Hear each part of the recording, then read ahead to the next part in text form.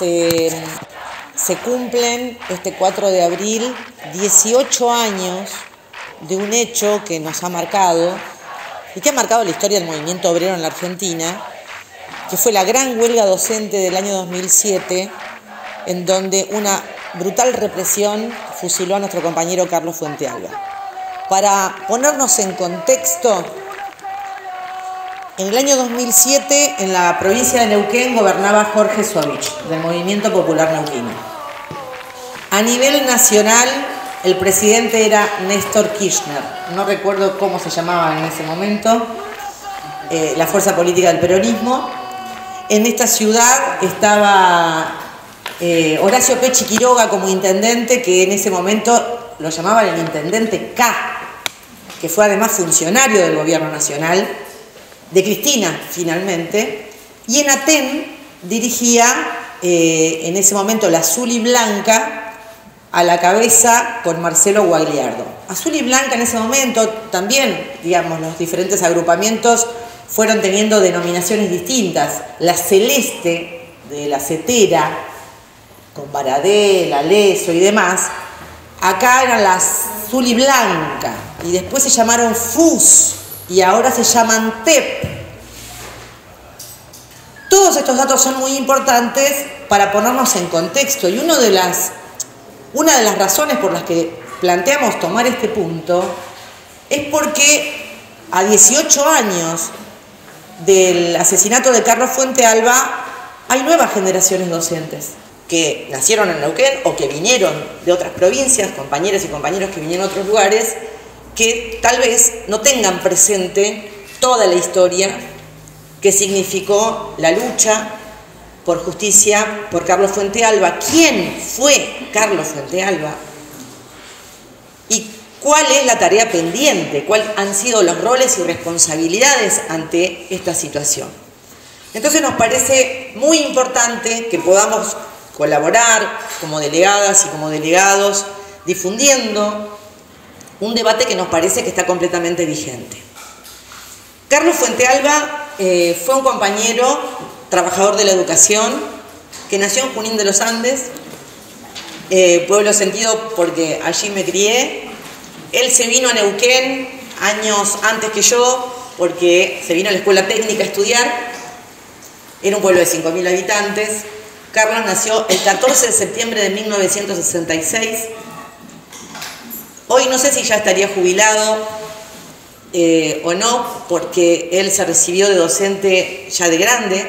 Él fue obrero de la construcción, intervino de manera militante en la recuperación de la UOCRA, que fue una lucha muy importante que además tuvo grandes huelgas. Carlos Fuentealba era un militante obrero y socialista, trotskista, dice hasta Wikipedia, y sin embargo las burocracias sindicales niegan la identidad política de Carlos Fuentealba. Era un militante del movimiento al socialismo, que en ese momento, recuerdo cuando estábamos en las asambleas de esa huelga que se llevaba adelante, Carlos estaba con una mesita en la entrada de la asamblea sindical juntando avales para la conformación de la legalidad de su partido. Digo esto porque muchas veces vemos posteos de la dirección provincial de nuestro sindicato que dice: esta marcha es de la izquierda, zurdos, falta que diga como dice Milei. Sí, Carlos Fuentealba era zurdo, obrero, socialista, antiburocrático y clasista. Y era muy militante y delegado en nuestro sindicato. Y además era puntual, porque siempre él trabajaba en el CEPEN 69, pero se las arreglaba para llegar al CEPEN 23, donde en ese momento todavía teníamos las asambleas. Después, como eran tan grandes, nos fuimos al EPET 8, y tenía tiempo para ayudar a acomodar las sillas de la asamblea antes de que llegaran todas las compañeras y compañeros. Esto es muy importante decirlo porque el fusilamiento de Carlos a sus 41 años fue parte de un operativo criminal, una emboscada que se organizó días previos con el entonces gobernador Jorge Suavich a la cabeza. Los medios lo registraron, él lo dijo públicamente. Yo lo hice y lo volvería a hacer. Recorrió la zona de Arroyito. Habíamos tenido una asamblea muy controvertida en donde se había votado 2 mociones. Si esa huelga que se profundizaba, una huelga que luchaba por terminar con las sumas en negro, por el pase a planta de los compañeros auxiliares de servicio, para que las jubiladas y jubilados cobren realmente el 80% móvil, por el salario, o sea, nada nuevo, totalmente vigente. Esa huelga se estaba profundizando, no era la única, eran varias provincias en el país, se profundizaba en Salta, en Santa Cruz y en Neuquén, y entonces teníamos una asamblea muy importante y había 2 mociones, si íbamos al puente o si íbamos a Arroyito. Bueno, ganó la moción de ir a Arroyito, y a pesar de que muchos votamos otra moción, nos organizamos como delegadas y delegados para la seguridad de ese día en Arroyito. Al día siguiente de esa asamblea, nos juntamos nuevamente las delegadas y los delegados porque dijimos necesitamos hacer la seguridad, algo que tenemos presente como delegadas y delegados todos, siempre en una movilización, y el año pasado el pico fue cuando estuvimos cara a cara con la gendarmería, ¿se acuerdan? En el puente, y Carlos estaba allí, organizando la seguridad de esa movilización. Fuimos a Arroyito, y no creo que pasaron 5 minutos, acá hay compañeras y compañeros en este plenario que fueron parte y fueron testigos en esa causa, en donde la policía comienza a disparar a quemarropa y corrimos 5 kilómetros. 5 kilómetros. Me acuerdo que Walter Pérez, periodista de Calfe en ese momento, decía, son minutos y minutos. Algunos se refugiaban en una estación de servicio, me acuerdo que nos tocó con Angélica Lagunas en ese momento, porque una pensaba que ahí no iban a disparar. ¿Quién no iban a disparar? Ahí estuvo ese policía que disparó balas, no de lacrimógenas, sino de verdad. Matus estuvo ahí, que estaba bien impecable con su camisa blanca. A campo traviesa y en la ruta, y todos nos metíamos adentro de un auto, se abrían las puertas de los autos de los compañeros porque habíamos llegado en tráfico, o sea que muchos no teníamos cómo salir de ahí, y Carlos, como muchos de nosotros, ingresa al 147 para poder salir de ese lugar. Y es allí en donde el cabo José Darío Poblete dispara un gas lacrimógeno que perfora la cabeza de nuestro compañero. Si hasta ese momento no había un plan de lucha de la acetera con semejante lucha, alguien podría pensar que se declaró el paro nacional de la acetera. No se declaró ningún paro nacional de la acetera, sino hasta el 9 de abril, cuando se anuncia luego. Me acuerdo que el 5 rodeamos la Casa de Gobierno, Sovich tuvo que salir disfrazado de policía, y ahí se da la trágica noticia del deceso de nuestro compañero, y se desata una movilización masiva, de características populares en general, no solamente en Neuquén, en el país y en el mundo, reclamando la justicia y cárcel a Sovich. La consigna de la movilización del 9 de abril, que no sé si hubo una movilización más grande en Neuquén, 30.000 personas en ese momento, reclamaba fuera Sovich. Y así como hubo un operativo criminal, uno se puede preguntar, ¿por qué no cayó Sovich? ¿Por qué si era repudiado por todo el mundo, Sovich no cayó? Porque se montó un operativo de impunidad. Un operativo de impunidad que no solamente fueron los 3 poderes políticos del Estado, sino que también hubo todo un arco político patronal que lo bancó. En ese momento el presidente era Néstor Kirchner. Y Aníbal Fernández, que era su ministro, le ofreció a Sovich la gendarmería para la seguridad interna de la provincia de Neuquén. O sea, bancó al fusilador. El intendente de Neuquén era Pechi Quiroga, fallecido ya. Era un año electoral y todas las fuerzas políticas patronales no les convenía la caída de Sovich. Juicio político, decían algunos, pero Jorge Zapá, que fue el principal candidato del MPN y que además fue electo gobernador, decía que bueno, el pueblo se podía manifestar en las urnas. Y a partir de ese momento, el operativo de impunidad es importante tenerlo en cuenta porque después de ese paro del 9 de abril, no hubo ningún paro más. Quien estaba a la cabeza de la CGT era otro fallecido, Guillermo Pereira, de Petroleros. No querían saber nada con un paro. nada con movilizar, nada con canalizar la bronca. El impacto había sido tremendo y sin embargo las movilizaciones quedaban a mano de los docentes, las de los trabajadores de la educación. Entonces, ese operativo de impunidad pretendía algo que hasta hoy han logrado, que Sovich no sea imputado y que Sovich no vaya preso. En ese momento se comenzó un debate muy profundo, se constituye la Comisión Carlos Presente, la COCAPRE. Era una especie de asamblea de todas las organizaciones, participábamos todos. Los ceramistas hicieron un gran aporte, porque hicieron los cerámicos, los primeros cerámicos que llegaron a las escuelas, que se repartían en las calles, en los hospitales, en todos lados, como parte de una campaña por justicia para Carlos.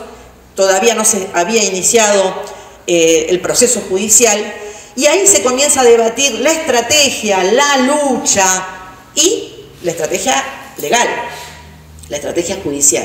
Y ahí comienza un profundo debate que considero que le debemos prestar mucha atención porque es parte de la historia de la que nunca se habla. Las causas se dividieron en dos.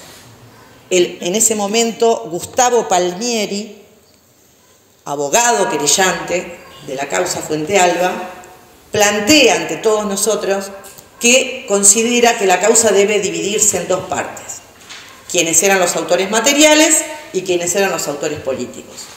Obviamente muchas organizaciones consideramos, militantes de ATEN, consideramos que esa estrategia iba a llevar a la impunidad de Sovich, porque ya en la causa Carrasco, la del soldado Carrasco, también la estrategia fue desdoblar las causas entre los autores materiales y los autores políticos. Y hubo impunidad para los autores políticos. La discusión fue tan intensa que algunos nos expulsaron de la COCAPRE. Hay compañeros que lo saben perfectamente, ¿no? Somos varios en esa historia que fuimos expulsados porque considerábamos, y lo decíamos abiertamente, esta orientación es una orientación para la impunidad del responsable político que decían los medios que lo hizo y lo volvería a hacer. Pero no solamente eso. Sovich en la causa 1, en donde en el 2008 se logra la condena perpetua al policía Poblete, fue solamente llamado como testigo. Ni siquiera se lo consideró imputable. Y eso también es una estrategia legal.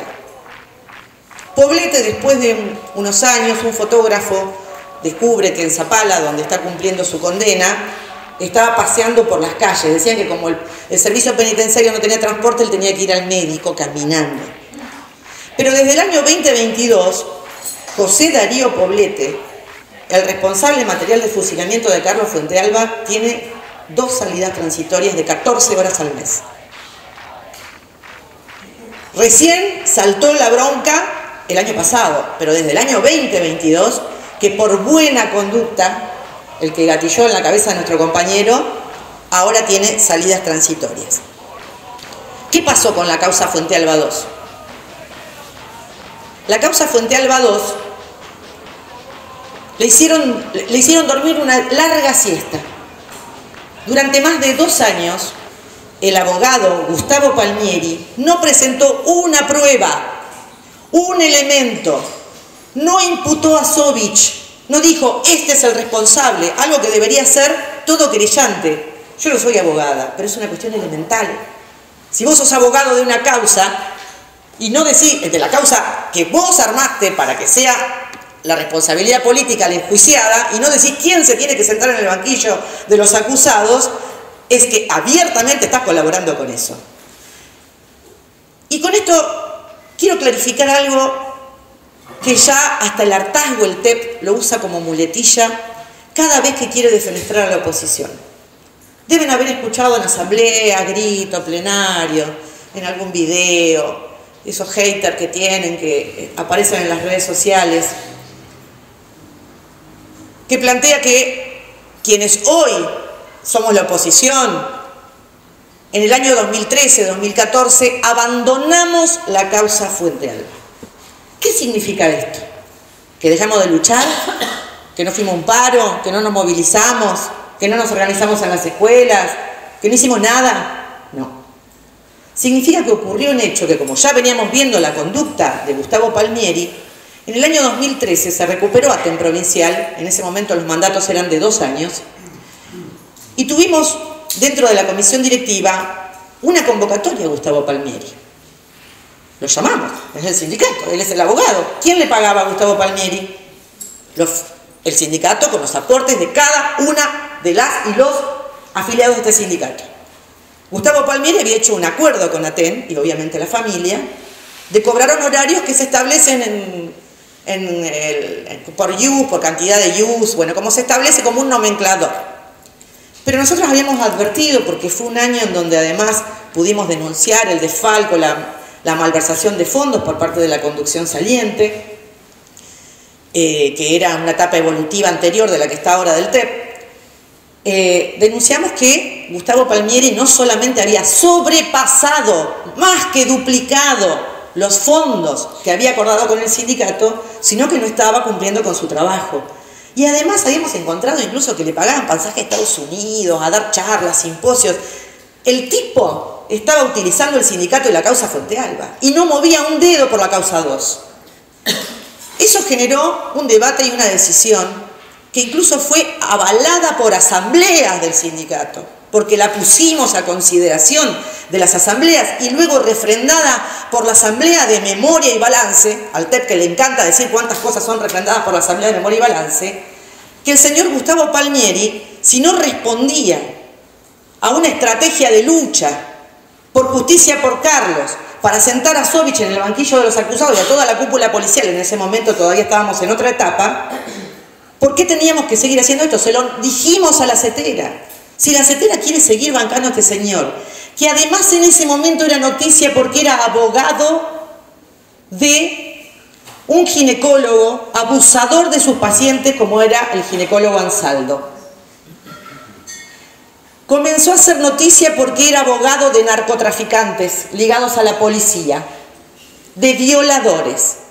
Y al día de hoy, Gustavo Palmieri es el abogado de los femicidas de Silvia Cabañares, entre otros femicidas. Entonces, lo que advertimos en el año 2013, ¿fue correcto o no fue correcto?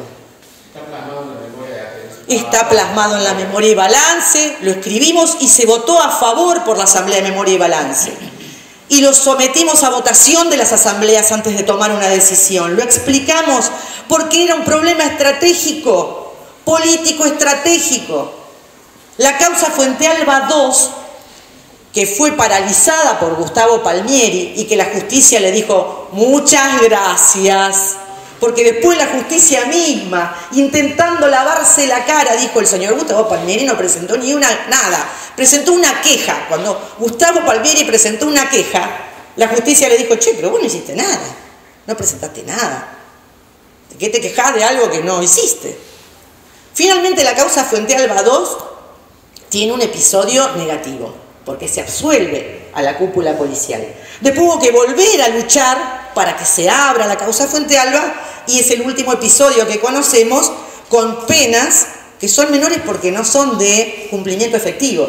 Ya Palmieri no era abogado. Ya Palmieri no era abogado, correcta observación, porque con la causa reabierta Fuente Alba II hubo nuevos abogados. Es decir, que si se decidió, quienes tomaron la decisión de que no sea Gustavo Palmieri, finalmente coincidieron con nosotros de algo que habíamos dicho en el año 2013. Aclarada esta situación, ahora, ¿qué es lo que tenemos por delante? Para que ya no usen más el latiguillo ese. Porque la pregunta es, cerrada la causa Fuente Alba II, ¿es posible sentar en el banquillo de los acusados a quien la querella en su momento llamó como testigo y nunca imputó? Porque en la técnica legislativa también está este planteo. Si vos llamás a alguien solo como testigo, pero no decís vos sos el responsable, a mí me gustaría que la Comisión Directiva de Aten Provincial responda a esta pregunta. ¿Es posible o no es posible sentar en el banquillo de los acusados a Sovich? ¿Lo van a hacer o no lo van a hacer? Porque la consigna justicia completa, ¿qué significa? Ya hemos escuchado en los discursos del año pasado que esta era la máxima completitud de la justicia a la que podíamos llegar. O sea que podría significar una resignación a la impunidad de Jorge Sovich, que tiene ligazones con el presente. Porque cuando defendemos la independencia política de una lucha, de cualquier lucha, pero de esta, que es muy sensible para nosotros, tenemos que decir que el actual gobernador de esta provincia, Rolando Figueroa, era ministro de Sovich, y que muchos de los que integran el TEP fueron candidatos de quien fue ministro de Sovich. Entonces, ¿en qué quedamos? ¿Quién abandona la lucha acá? Y es cierto que no hemos sido muy amables, o nuestros modales correctitos de maestrita, sino que hemos gritado por justicia, hemos denunciado la falta de un plan de lucha de la CETERA, hemos denunciado que nos quieren mostrar otro Carlos, un Carlos al que se lo despoja de su carácter militante, de su carácter zurdo, trosco, socialista, porque Carlos es este que vemos acá, que era un tipo con barba, no muy bien peinado, de jean, pero ¿cuál fue la imagen que nos quisieron imponer? Una imagen de su egreso, una imagen que fue obviamente sacada por él, pero fue seleccionada especialmente para mostrar otro Carlos, un Carlos que a ellos no les pertenece porque realmente lo defenestran, un Carlos, digamos, que no es el militante que luchaba contra estas políticas que hoy llevan adelante. Hasta lo han sintetizado como una mariposa, ya ni cara tiene. Estamos en contra de que haya una manifestación artística respecto a una lucha, un poema, una imagen. ¿Una mariposa? No. Ese no es el problema. El tema es si es solo eso. Y todo lo demás se borra de la memoria, tanto que se habla de la memoria. Entonces, este tema para nosotros es muy sensible y está más vigente que nunca porque, como decía la compañera en su informe, hubo un hecho político que ocurrió en este país que nos devuelve la situación que vivimos en el 2007, hace 18 años atrás. Las mismas armas que en el año 2010, después del asesinato de Carlos, se prohibieron para las represiones, el gobierno de Milei y de Patricia Bullrich las volvieron a activar y dispararon contra la cabeza de otro trabajador, que ahora se llama Pablo Grillo, y que ojalá toda la fuerza que le mandamos a Pablo sirva para que se pueda recuperar lo mejor posible de un nuevo intento de crimen de Estado. Ahora, el 4 de abril tenemos una tarea muy importante, una tarea que es movilizar como todos los años.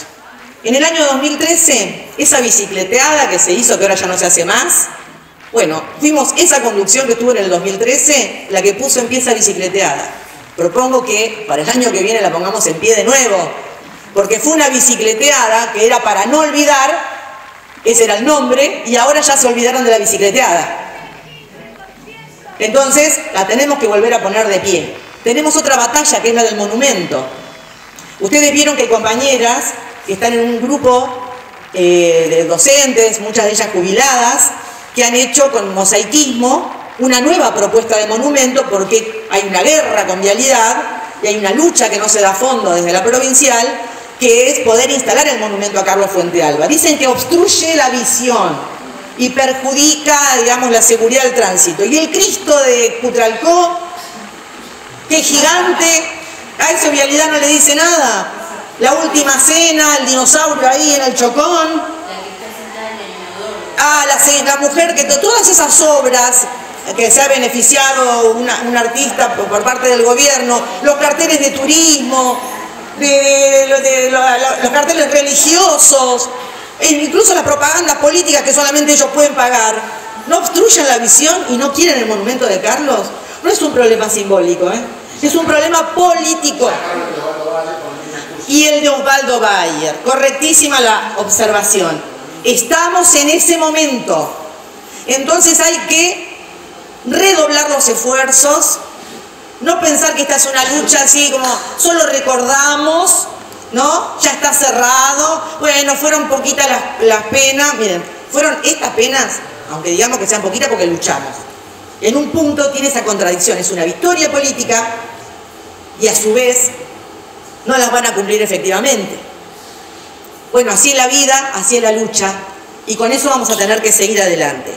A las 9 de la mañana vamos a volver a Rollito, lugar en donde hicieron caer a nuestro compañero, y vamos a tener que venir luego a Neuquén a las 11 de la mañana, porque allí vamos a marchar nuevamente reclamando justicia para Carlos y planteando que más que nunca está vigente la lucha por Karcelasovich, el responsable político del fusilamiento de Carlos Fuentealba. Y de esta manera queremos tomar las banderas de Carlos, reivindicarlo como un luchador obrero y socialista. Gracias.